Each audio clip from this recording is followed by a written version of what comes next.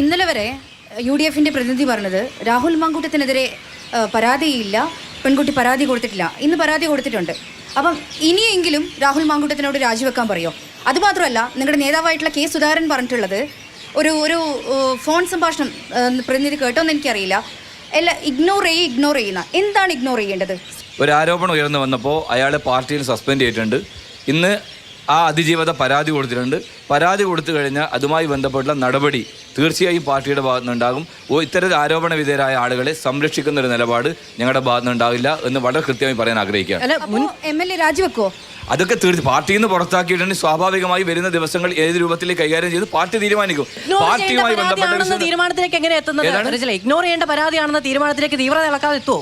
ഞങ്ങളെ ഇഗ്നോർ ചെയ്യില്ല. പരാതി ഇതുവരെ പരാതി ഉണ്ടായിട്ടില്ലല്ലോ. പരാതി വന്നിരിക്കുന്നു. സ്വാഭാവികമായിട്ട് പരാതി വന്ന് അതുമായി ബന്ധപ്പെട്ട കാര്യങ്ങൾ നിയമപരമായി നോക്കട്ടെ. നമുക്കിപ്പം ശബരിമലയും രാഹുൽ മാങ്കൂട്ടത്തിനെക്കാട്ടിയും കൂടുതൽ നമ്മൾ ഡിസ്കസ് ചെയ്യേണ്ടത് പ്രാദേശിക കാര്യങ്ങളാണ്.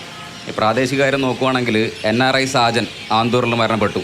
ADM നവീൻ ബാബു ഈ അടുത്ത് മരണപ്പെട്ടു. BLO ഇപ്പോൾ അനീഷ് ജോർജ് പയ്യന്നൂർ മരണപ്പെട്ടു. ഇതൊക്കെ തദ്ദേശ സ്വയംഭരണ സ്ഥാപനങ്ങളിൽ CPM-ൻ്റെ ഭരണ മികവ് കൊണ്ട് നടന്ന കാര്യങ്ങളാണ്.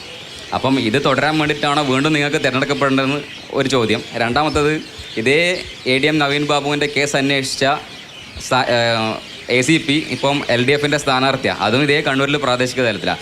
അപ്പോൾ ഇതൊക്കെ റിപ്പീറ്റ് ചെയ്യാൻ വേണ്ടിയിട്ടാണോ നിങ്ങൾക്ക് വോട്ട് ചെയ്യേണ്ടതെന്നുള്ളതാണ് എൻ്റെ ചോദ്യം. സുഹൃത്തെ, നവീൻ ബാബുവിൻ്റെ കേസൊക്കെ എന്താണെന്ന് ആളുകൾക്ക് അറിയാം.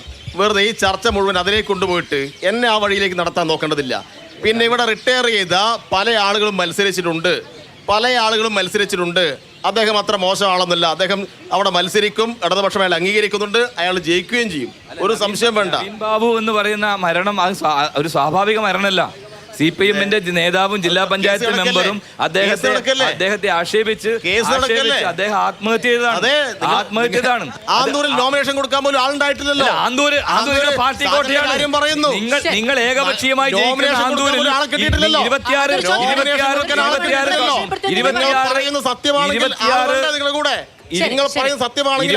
ഡിവിഷനിലും ഏകപക്ഷീയമായി നിൽക്കുന്ന ആന്തൂര് ഇന്ന് അവിടെ നോമിനേഷൻ ഉണ്ട്.